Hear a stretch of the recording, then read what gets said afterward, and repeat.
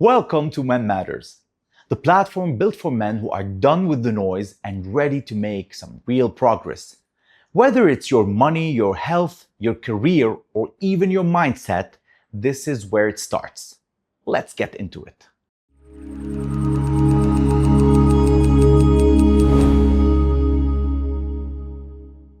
Why do smart men make bad choices? And this is how you fix it.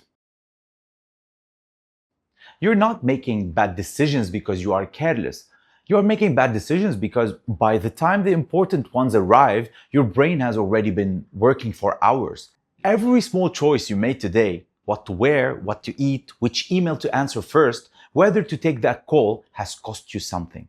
Not money, cognitive energy. And cognitive energy, unlike motivation, does not lie to you about how much is left. The concept has a name: decision fatigue.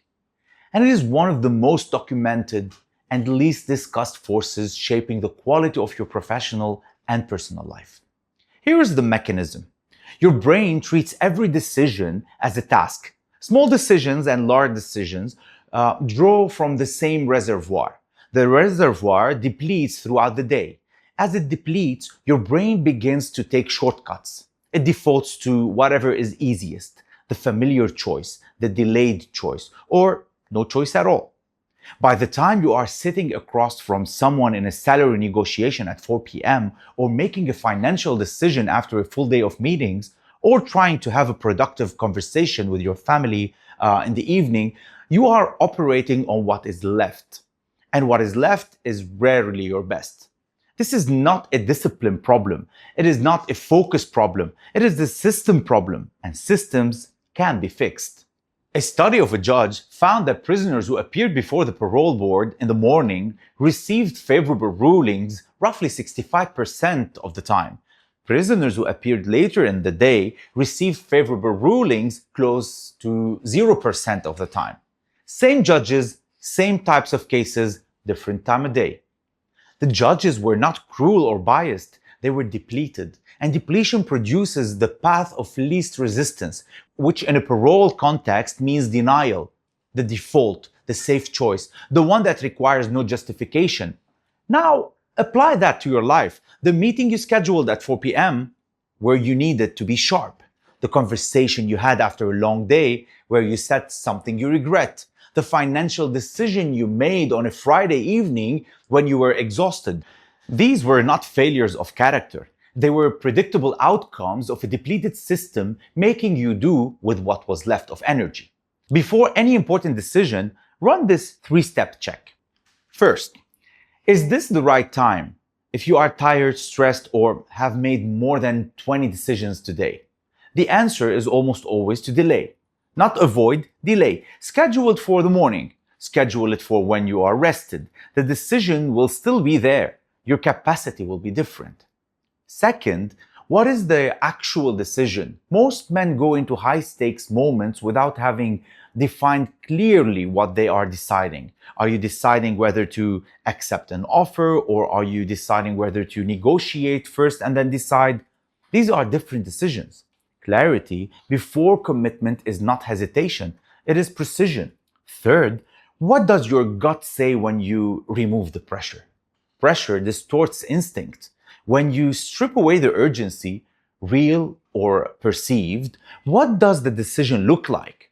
If it looks different without the pressure, then it does with it. The pressure is doing the deciding for you.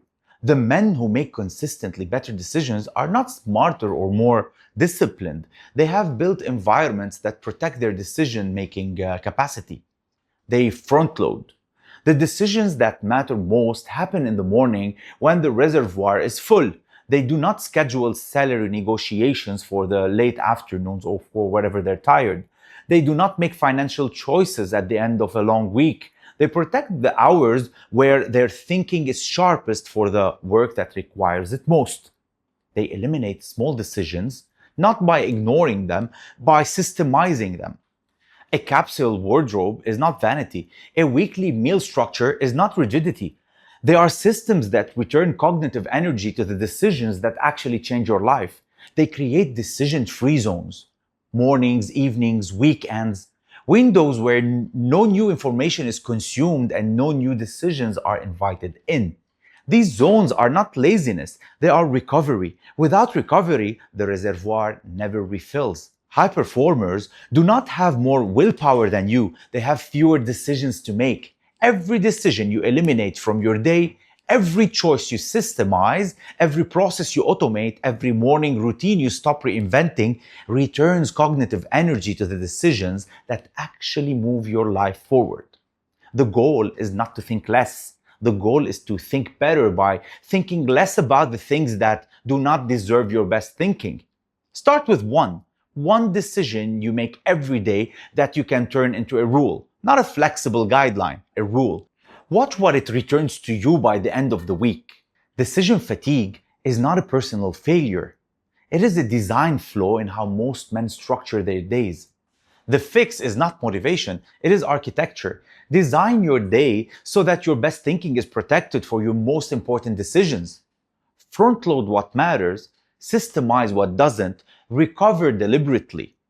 Your decisions are your life. Treat the capacity to make them well as the asset it is. I've put together the decision framework.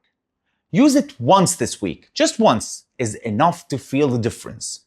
Subscribe to our channel and comment decide, and I'll send it to you directly.